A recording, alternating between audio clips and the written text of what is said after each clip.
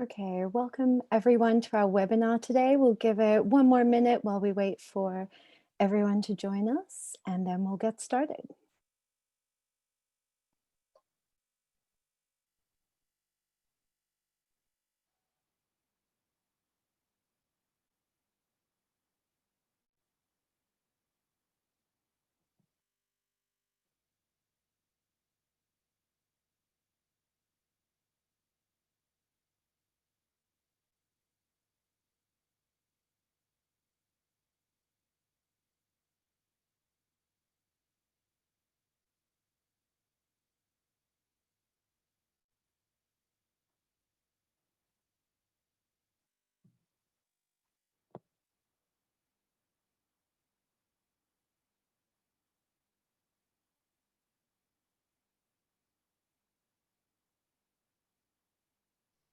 All right, well, let's kick things off. Welcome everyone to our webinar on the fundamental shift in security, new ways of thinking, operating, and informing. Right before we begin, just some brief housekeeping rules and some housekeeping points rather, not rules. We will be recording this webinar, so we'll be able to make it available to you if you need to go back and revisit something, and we'll send that to all the attendees and people who signed up. If you have a question, there is a special question box within the webinar platform. Just put your question in there. And if you're directing it to one of the presenters today, make sure you include their name as well. And if you have any other comments or you want to get in touch with us, I've included on the screen our contact information for Riskline and Human Risks, and each of the presenters will also be including their contact information for you as well.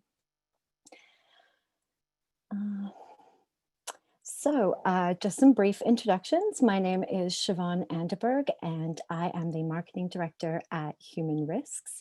We've also got Suzanne on the call as well. She'll be able to answer questions. She's the Commercial and Partnerships Director at Riskline.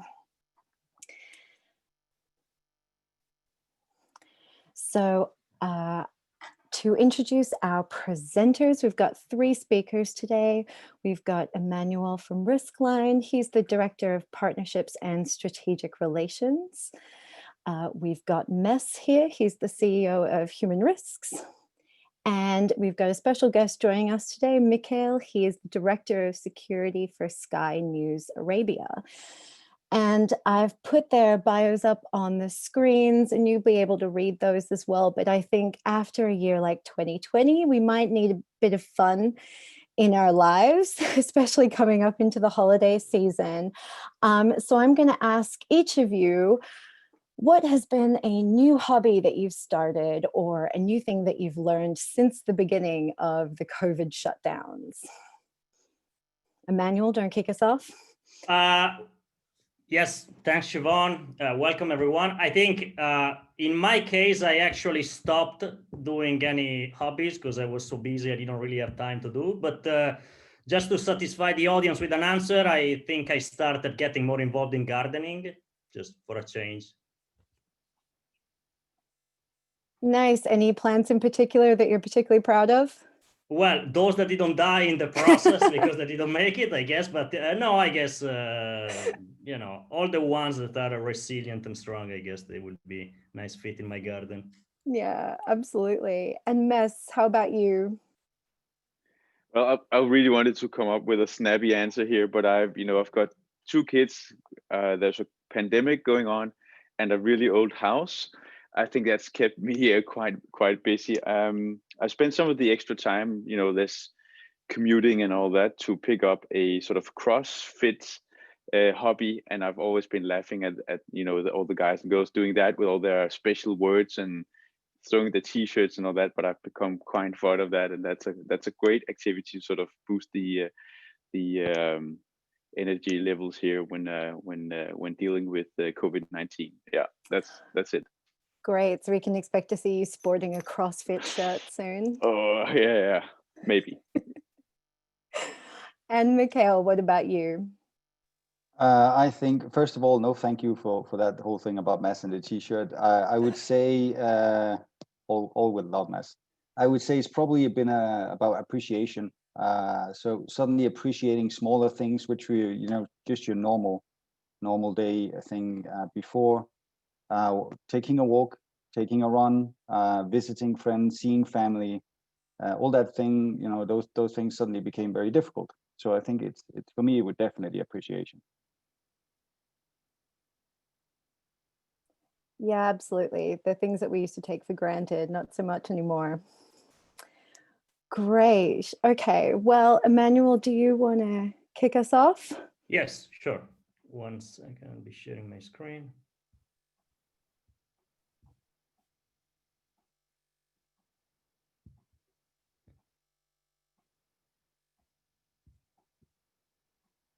All right, can you see? Okay, perfect. All right, so we're gonna start this presentation today talking about obviously like a security shift due to the COVID pandemic, but let's start exploring the case of duty of care and how has this concept shifted over the last few months. So actually, let's start from the fact that duty of care has been a concept that was often having a very marginal role or a secondary role, with exceptions, of course. It has become, with the COVID experience, a central part of any travel policy or clearly a travel risk management program. So I would say there are 4 aspects that we should consider when we look at the duty of care. How has it changed during COVID-19? The first one are some conceptual changes that maybe will be a bit discussed by Mats and Mikkel later. For example, there is less focus on physical security, clearly as a consequence of the fact that there is not a centralized space, an office space where like activities and operations take place. There is, as a consequence of this, a higher role for emotional security, employees being more in a situation of anxiety and fear for what is happening, and clearly an obvious role for digital security, since everything we are doing is essentially done through our personal computer, company computers in our home, or a very similar personal space. It still is a legal obligation, no doubt about this. Also, we are now in a situation where travel is more or less restricted everywhere or almost to essential travel. But the truth is, despite this, travel is happening. Thousands of people, millions of people are probably traveling across the world every day, cross-border type of travel. So travel is still going on. However, the situation is very different, and things that we used to give for granted before, like doing a booking on your phone, taking your passport and leaving, it's all different now. There is a lot of complexity that needs to be taken care of before the travel takes place and during potentially the travel experience. There is obviously in current duty of care a bigger role for information. All of us nowadays, we are more dependent on information, which means that there is a higher risk of misinformation contaminating our access to news. It is therefore very important, more than before potentially, that the information overabundance that is around us gets managed and controlled in a professional way. The 4th aspect, which is paramount to what Mats and Mikkel will be discussing, is the possibility to communicate with the workforce. So workforce needs to be located. There needs to be a capability to communicate with them. And this brings into question how much should the company know about personal data, for example. Okay. All right. Now, some key challenges I will try to run through pretty quickly. The first is the regulatory complexity of the situation, which fuels the need for good information. Particularly, think about the essential travel I have described. If you want to have a measure to that, I think IATA in late September or early October released that around 1 billion passengers had traveled until that date, which is a very remarkable number considering we are in a pandemic. So regulatory complexity means that when travel happens, there is a need of being informed carefully about fast changing requirements that are changing essentially from country to country, and not just that, but from region to region. And also there is the aspect of re-entry. Like you go for a trip, you need to make sure, and it's not so easy. It should be given for granted that you can actually come back. There is the aspect of the legal protection that we have with privacy in Europe, which is very strong, and the role of new technology. So if we look at some countries, particularly Asia, maybe particularly China, we are looking how new technology is currently, and it has been crucial in containing the pandemic and in preventing any new wave, essentially. So this is tougher to achieve in Europe due mostly to legal restrictions that are a major difference between, I would say, Europe, North America, and Asia. The other challenge, going back to what I was saying earlier, is that we are transitioning towards a location-free type of work. So remote work is going mainstream, essentially. So how can a company provide safety for a worker if he's remote-based? 4, obviously, a greater reliance on technology, but there is also a greater digital divide. So the access to technology is not even in the world, it's not even in a country, it's not even maybe in a household. And there is also a greatly varying level of digital literacy. So people have highly different levels of which they can use the current technology that are a necessity. Most importantly, 5th challenge, there is a lack of international standard. This reflects obviously the status of lack of global governance and regions acting in different ways, countries acting in different ways. So this is going to become a more pressing need once a vaccine gets deployed early next year, I would say. Now, I have obviously no power of looking into the future, but I can try to make an outlook on what could happen once from maybe January, maybe February, vaccine starts to be deployed in some Western countries. So I guess we will still see anti-lockdown protests continuing, and we risk potentially entering in a 3rd wave, particularly if we are too relaxed at Christmas. There will be a potentially easing of quarantine measures, and then in a 6-month time, more countries will have access to vaccine. At this point, there will be a more global divide internationally about how it is accessed. And then there will be a raising protest in favor and against essentially the vaccine. There will obviously start to see a situation where there are more protests and unrest related to the socioeconomic impact of what has happened in 2020. Going towards the year, so towards, I would say, next fall or the end of 2021, I would say vaccine deployment will be at a more advanced stage. Anti-lockdown movement will have become probably a no-vax movement, which is going to be a major headache for our societies. And then travel will have resumed, but within travel corridors or bubbles or safe area. It will not be a global travel if we don't want to have another, a 3rd wave or 4th wave in our hands. So I think this calls back what I was saying earlier about the need for a standardization. Obviously, the more we look ahead, far in the future, the harder it is to make some sort of like prediction or anticipation. But obviously, in 18 months times or 24 months, there is some maybe reassurance that things could have taken a better look than they are now.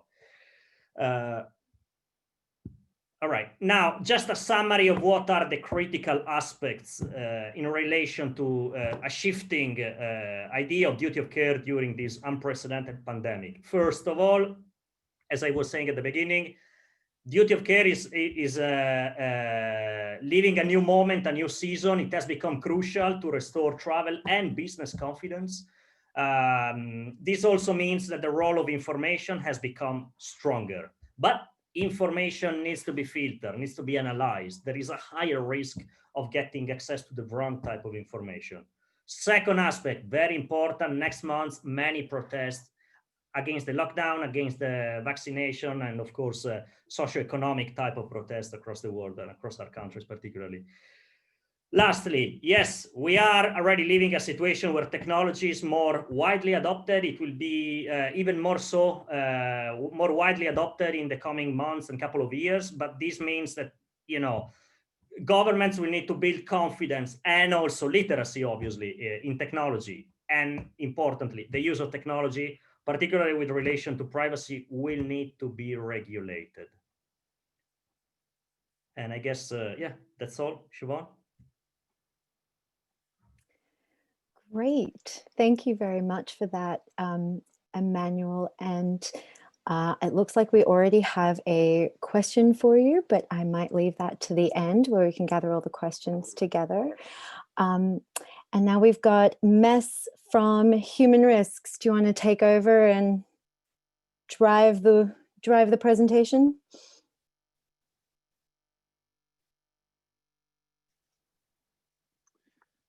Yes, absolutely. Thank you so much. I just want to make sure that you can see my screen. Yes, we can. Good. So just going to move this little bar around here so I don't confuse anyone. Thank you for that, Manuel. I'm going to take over. I'm going to be talking and focusing very much on the sort of security management perspective. I'm going to focus on these three areas over the next few slides and next, whatever, 6 to 8 minutes. Let's see how it goes. First of all, new business models. As the accelerated digitization has introduced new business models, let's take a look at that and see how that implicates, what's the implications for the security managers out there. Then an increased focus on resilience or business continuity. How can we adapt to that, and what's the key learnings from that? And how is we going to see an increased demand and a need for online collaboration? What has the whole pandemic meant in terms of that, and introduce that to the security organizations out there? I think it's clear for everybody that businesses are trying to adapt, and we're trying to change business models to secure existing revenue and gain new customers. And it has led to an accelerated digitization, and it has really fast forwarded some investments in for example, online supply chains. Personally, here we can see that IKEA has really fast forwarded a rollout of day-to-day delivery. I did a little research, and then we can see that generally e-commerce sales are up 49%, electronic sales 58%, grocery online sales 110% over the course of this pandemic. And that's according to Adobe's Digital Economy Index. I read an article here from McKinsey recently that sort of research on consumer behavior, and of course online shopping has grown dramatically, but also 75% approximately of the consumers, they intend to keep some of the new behaviors that have been introduced, like buying online and picking up at the stores, or selecting new restaurants, etc., etc. So generally we see changed consumer behavior both in B2B and B2C, but the common denominator seems to be a lot of things are moving online and digital, and that of course gives introduces a whole another set of threats and new environments, risk landscapes, basically, to the security departments. I would also expect to see an increased appetite for diversifying supply chains or vendor strategies. Maybe we could see that we've moving from a sort of just-in-time approach to maybe being more flexible, because we've seen that maybe being dependent on a few vendors that didn't have the capacity to manage to deliver during this pandemic, but also just a realization that there's a huge vulnerability in being dependent on few suppliers or a supply chain strategy, where just in time has been the key phrase or the key word earlier on. And as we see this increased online presence and change in vendor strategy and new markets, and that represents basically also a entirely new risk landscape to our companies or organizations out there.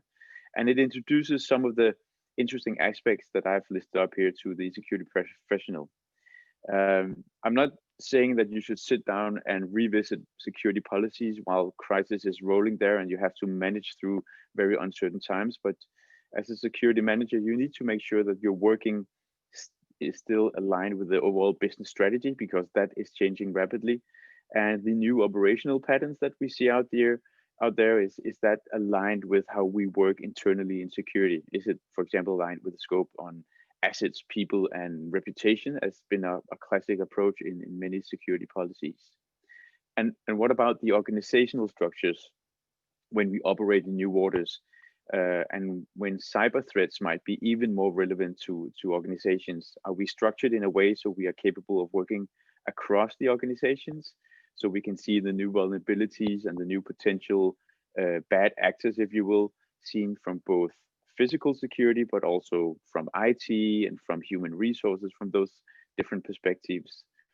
And if we are, as physical security managers, are moving into new waters? Are we ready to maybe acknowledge that we don't have the adequate skill sets to accommodate these new or meet these new threats?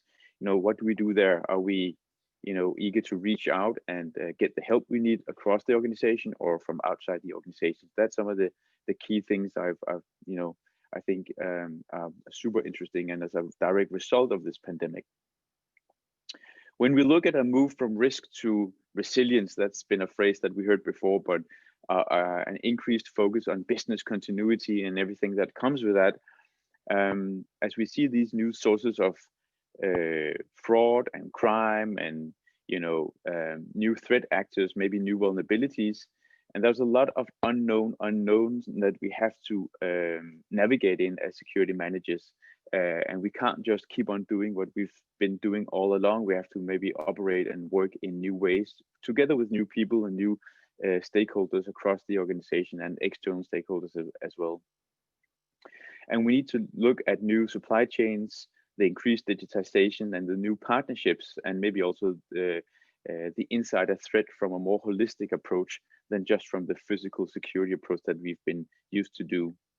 And as the transformation has happened so quickly, we also need to ask ourselves if we as a security organization, are we organized in a sort of agile way that enable us to approach these new sources of threats and new ways of working in a fast way? Can we adapt to a new reality within very limited time, if you will? And when we talk about adapting security programs, we're talking new awareness programs, including training across large organizations. We're talking about new ways of assessing threats, risk assessment or security risk assessment methodologies, mitigation programs, et cetera, et cetera. Is that can we adapt that to the new landscape? And also maybe new due diligence processes if we see new partnerships, new markets, new more intangible supply chains also as we move into the online markets. So the sort of the unknown characteristics of COVID-19 and the general insecurity and the rapid change, we've seen that, well, from my perspective and also from my experience with talking to customers and the market and people I know in the industry in generally, it has led to an increased focus on resilience or business continuity, if you will, where you sort of assess the criticality of key resources that are required to ensure the continued provision of the organization's products and services, meaning basically its survival. And after that, maybe looking at the potential risks that could be the source of disrupting those resources. And that's a bit of a shift in how the classical or standard approach to managing security has been, where you start off with looking at different scenarios, how that could impact your organization, and turning that a bit around. And for our perspective and in human risk, we've also seen an increased interest in our business impact analysis module, where we see a shift from starting with the security risk assessment, but then focusing on the BIA and the business continuity to sort of start off with addressing the key vulnerabilities internally in the organization. And that also brings along cross-functional or cross-organizational work, where you have to work together with IT and human resources and other departments. The final point I want to make here is an increased need for and also demand in online collaboration. Obviously, there's a lot of new limitations when we have a pandemic, less travel. You can't be on site, maybe doing the work that you used to do. So we see there's been a increased need, obviously, for updated information and intelligence, and as also the intelligence side of it has been sped up as the local situations are changing rapidly, and we see that the spread of the coronavirus is very, very different from region to region and city to city, and suddenly organizations, they can't just keep updated on the locations where their own offices are, but they need to stay updated on where their employees, where they live, their private homes, because that's where they're working from. And another aspect of that, sort of the physical presence or the lack of physical presence, is that you're not able to, as a security manager or security professional, to be on site to give that advice and to work with the local staff. Maybe you have the local security manager or local staff on site. It could also be for reviews or auditing, etc. then you have to rely maybe on the support that you can give from the distance, and like we're doing right now on using Teams or Zoom or whatever online collaboration tool that you could use. And an increased need for doing self-assessments on a local level rather than the security department sort of facilitating that or even doing that.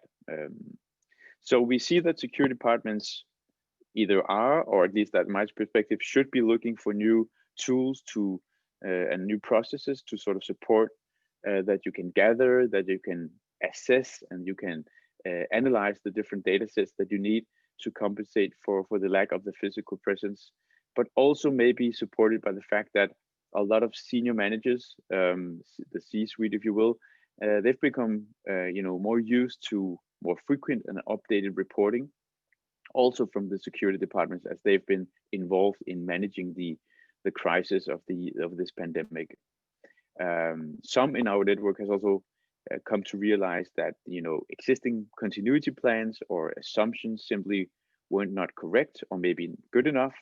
They wasn't trained across the organization or updated, and have maybe realized that there are some shortcomings to the traditional tools, the Microsoft Office tools that you use to support business continuity and crisis management.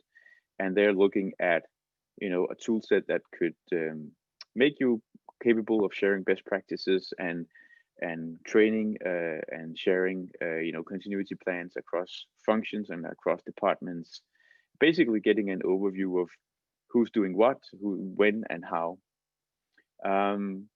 We see that security managers generally are getting more attention. They've been at sort of the central point of managing this pandemic crisis, and if they've been able to add a lot of value in running this crisis management for a large organization, there's obviously a huge potential to play a key strategic role going forward in the continued success of the organization they work for. So I also think there's a window of opportunity for a lot of security professionals out there to continue to underline how security can sort of add value to the organizations.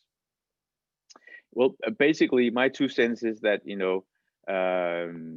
the effort here that we do as security professional is it has to be aligned with the organization's strategy, and that changes.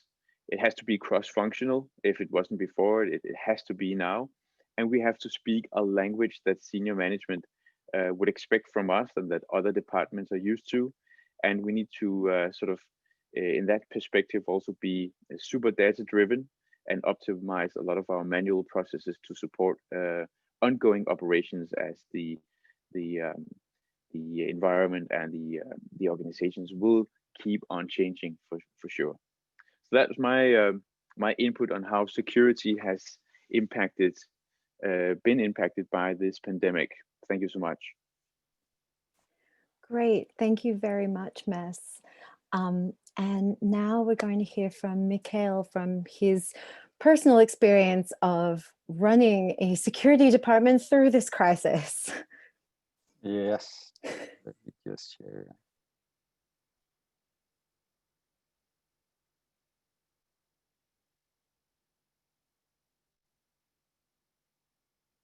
Is this okay? All right. So first of all, let me say, so this is my approach, right? COVID-19 came, as you probably realize, very unexpected. At least it did to me and to us. So what was kind of seemed to be key was to be, we had to kind of learn on the go. I think one of the things that we did right was that we were somehow prepared in terms of having business continuity on the agenda of senior management. Obviously, I'm probably lucky in the sense that I am part of senior management. I report to the board. So in that sense, it was known to them what business continuity is and what business continuity can when we were to activate our different response plans. Very briefly, hopefully without being boring, Sky News Arabia, just to tell a little bit about the organization that I represent. It's a 50-50 joint venture between Abu Dhabi Media Investment Group, which is a private investment company in the UAE and Abu Dhabi, and then B Sky B from the UK. We are a global 24/7, 365 news channel available on FTA, that's free to air. So that's basically on your satellite, on digital, which would be YouTube, Facebook, Instagram. I think we're even on TikTok. You can probably dance to the news now. And then on radio. Approximately 630 employees, 53 different nationalities, which normally is fantastic. During a pandemic where you have different cultures within the culture, made it a little bit complicated in the beginning. 22 bureaus, 20 countries. For global organization, we're fairly small, I believe. We do have different time zones. High risk coverage, normal business practice for us. So not only do we have the different time zones and the different cultures, we also have people going into. So if there's a hotspot, for example, we had everybody suddenly wanted to go to China and cover what was going on, and obviously also us. So how do you get a crew safely into Wuhan and how to get them out again? That was quite tricky. This is just a map to sort of visualize where we are. So we're in the US, we're in Russia, Moscow, we're in New Delhi, we're in Ethiopia, and then it's and we have 2 locations in Europe, but then it's mainly Northern Africa and the Middle East. Expectations to me in my role, well, that's strategic, tactical, operational, security risk management globally. You know this probably as well as I do. It covers physical security, travel. I sit with cyber as well, together with IT, crisis management, incident response, that sort of thing. I have the business continuity program, including the pandemic response. And then, which is probably kind of odd for a security professional, I sit with the insurance program. So that's general liability, it's directors and officers, it's property, it's health, it's vehicles, it's all this stuff. I guess because of my background at Bestseller, when I also had insurances there. During the pandemic, it actually tied up quite well together in terms of risk management, where we were looking at how do we mitigate the risk of this impacting our organization, our staff, and our assets as such. It actually turned out pretty well. We were able to use insurance in some places, security other places, and so forth. Then they expect me to report to the board. I'm happy to do so, and obviously to the rest of the senior management team, in order to support informed decision making, which is basically what they want, right? If we look at the COVID-19 expectations, more specifically, they expected me to develop our pandemic response plans and lead the crisis management team, represent senior management in the business continuity steering group we have, ensure 24/7 continuity of our editorial output. So that's basically what you see on television, making sure that was available 24/7, both on TV and digitally. That was quite a challenge. I advised the CEO personally on post-COVID risks and opportunities, and I'll return to that a little later. Ensure that our health and safety and environment department executed their plans and procedures, including having PPE available. In the UAE, we were rather lucky, I think, to be able to test staff quite early on. I think we started testing staff late April, maybe beginning of May, and we did so on a week, and then 2 weeks, and then monthly basis, and I've done so ever since. Then it was all about identifying these third-party suppliers, key suppliers, making sure that they could continue their services, which is obviously, power is sort of something that we need. We also need a satellite in order to broadcast our products and services on TV. So making sure that they were available. My approach, well, I try to keep it very practical and proactive. There's no voodoo in business continuity and security, because you got to be understood. If they don't understand you, you become irrelevant. And if you're irrelevant, you're either fired or cornered.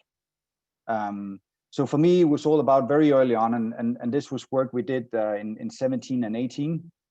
So it was all about identifying what could derail our key business processes. So obviously we had to figure out what is key. We figured out quite quickly that satellite, that's pretty important.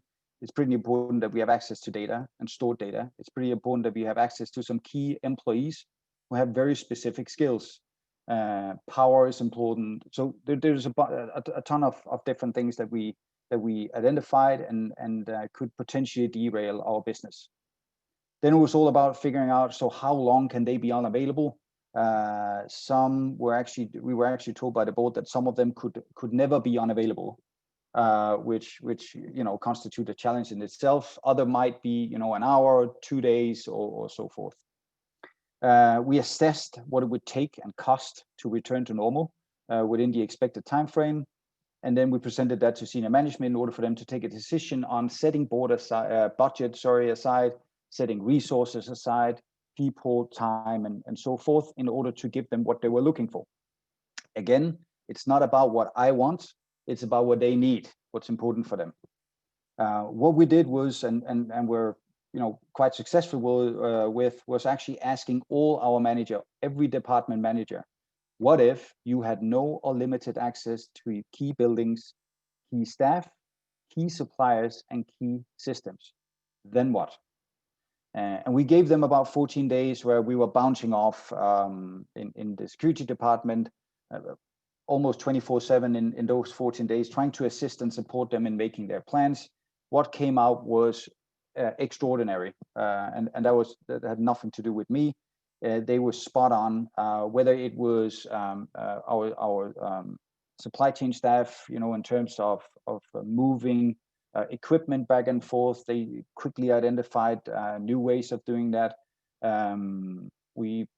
It was quite significant. I'm very proud. They did a really good job. But that was very practical for them, and it was something that they could relate to.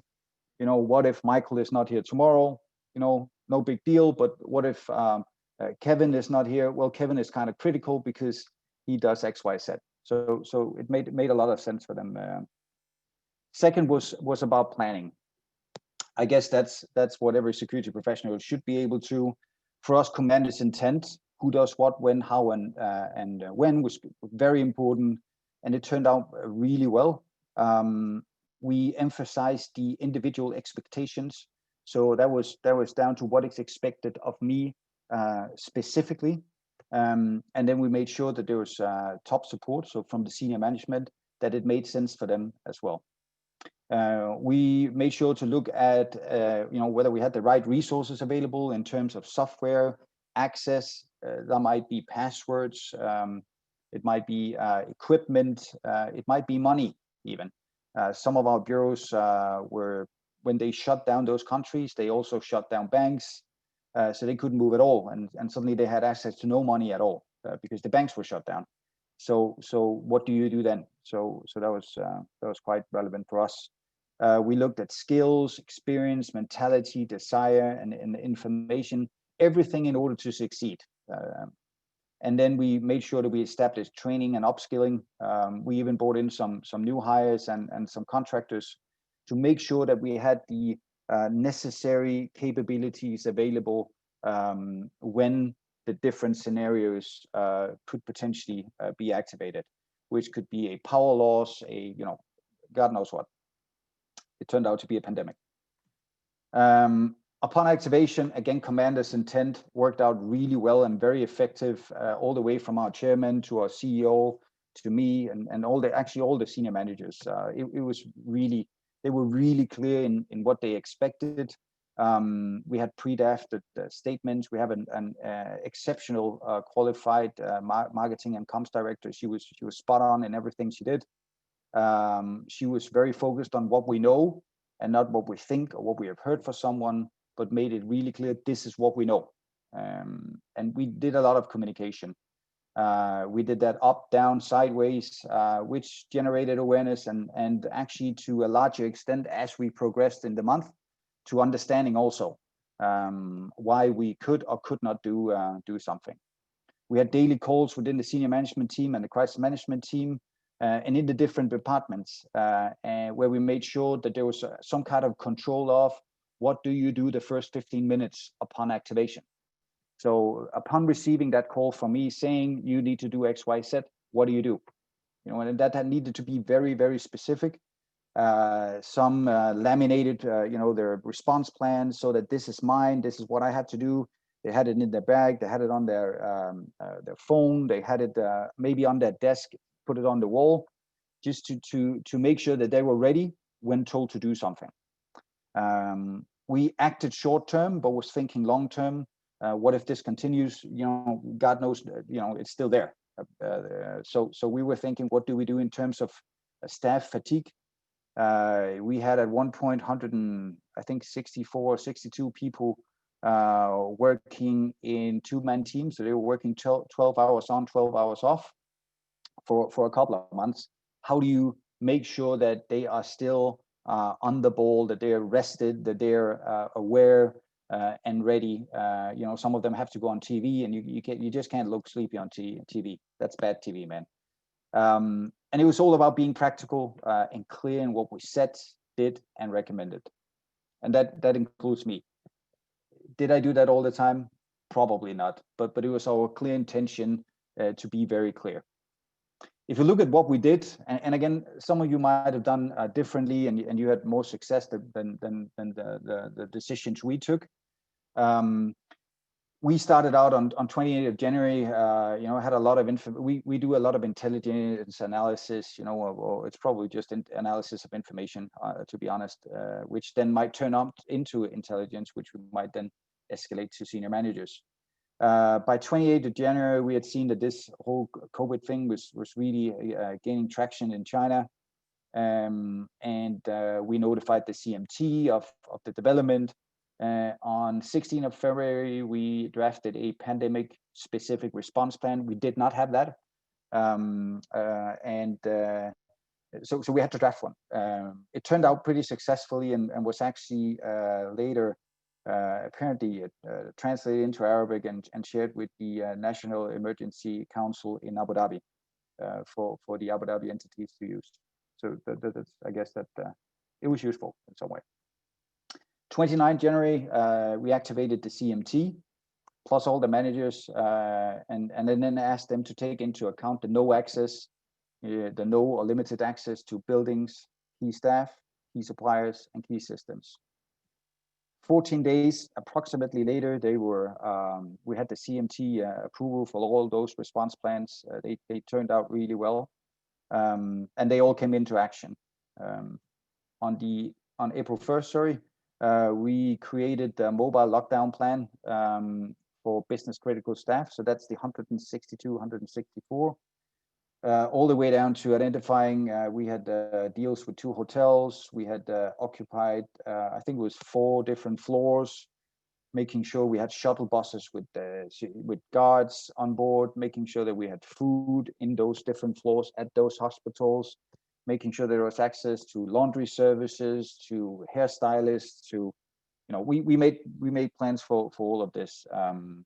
And I have a really skilled colleague of mine who was, you know, really good at this stuff, and so he made all that work. 15th April, we activated only having 30% of staff in office, and we then started the whole testing of in-office staff, and we did that every 14 days.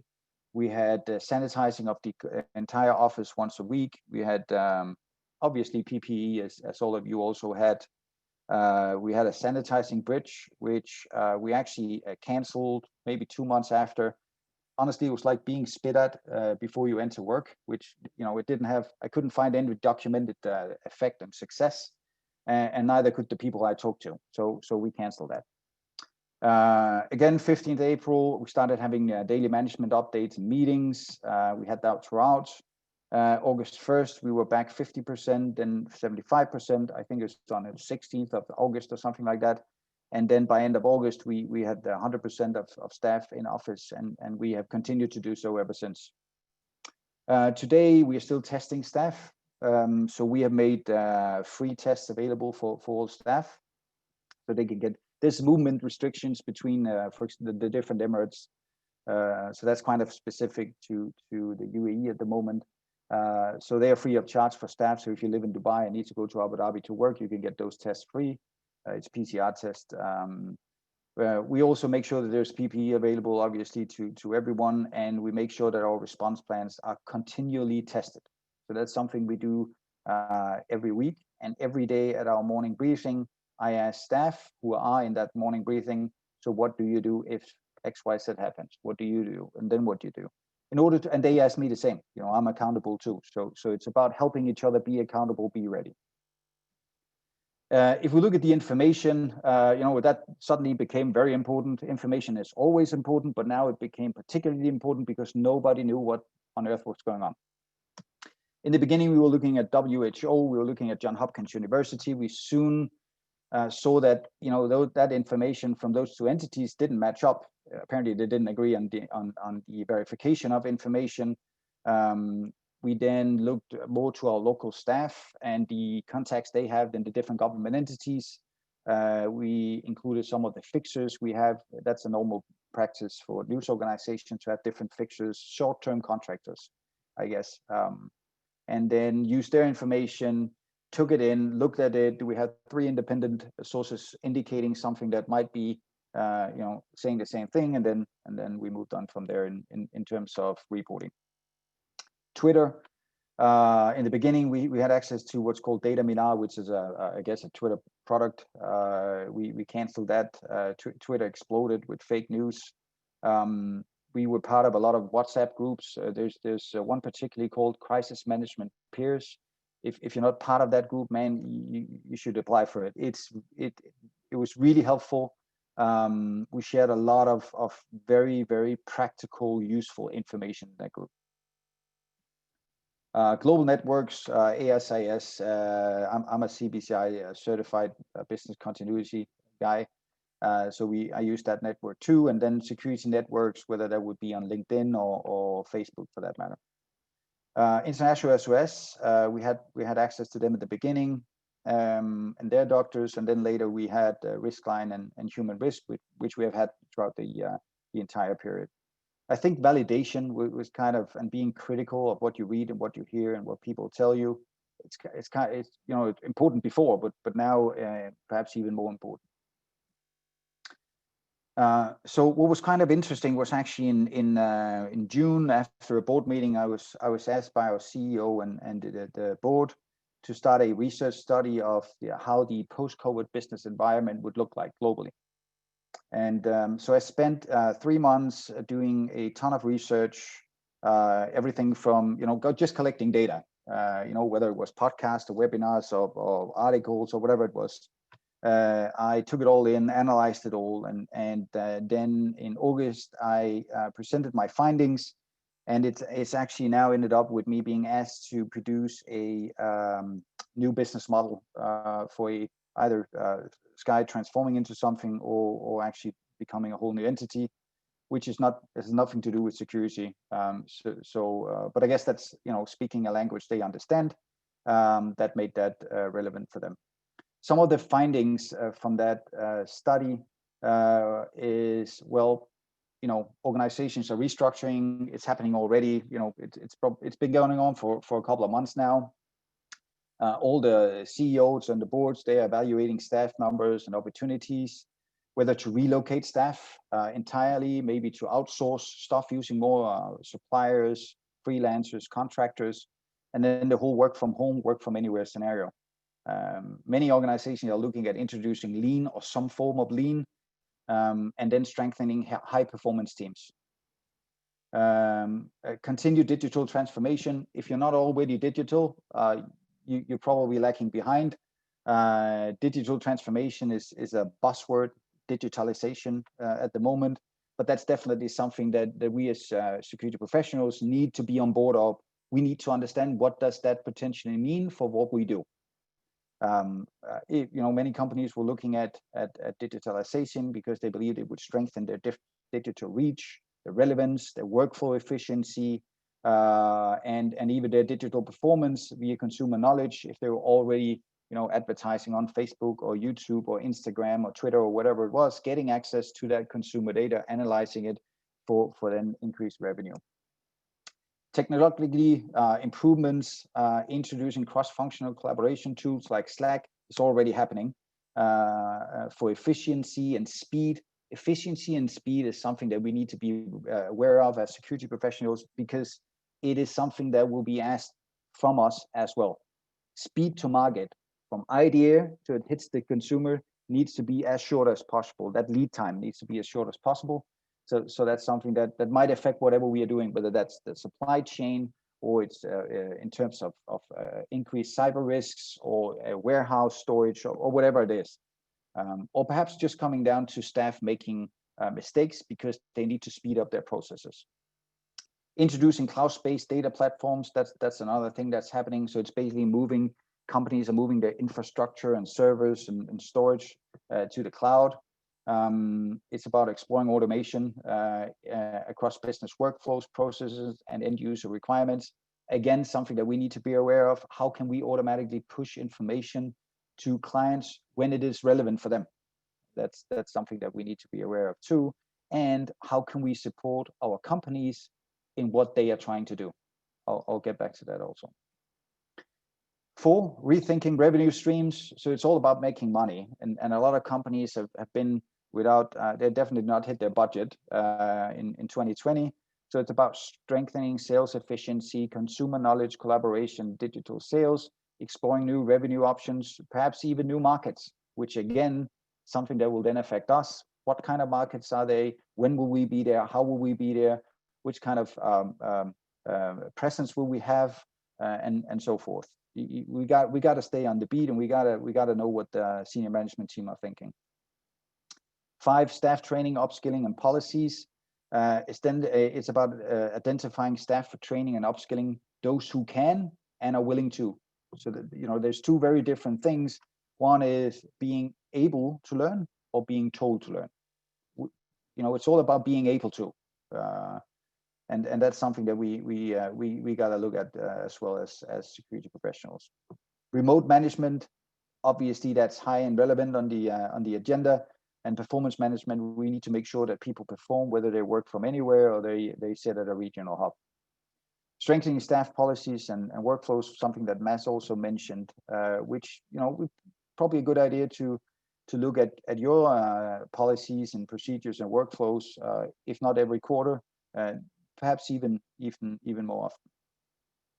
Cost efficiency modeling, something I discussed a lot with our CFO, because it's about cost flexibility, it's about savings on staff, travel, office space, staff benefits, even it's about using freelancer contractors with all the different risks that comes with doing either saving on travel, staff benefits, or the whole bringing in freelancers. For us, that's about vetting. It's about, do we have a contract with them? Do they know what they're expected? Have they signed our code of ethics? Have they signed our code of conduct? All this stuff. Do we have their local ID? Do we have their IKD number so that we can identify them if they do something they're not allowed to, if they go missing or get injured? What's our duty of care towards them? And make sure that you're aligned with your legal department and HR on that.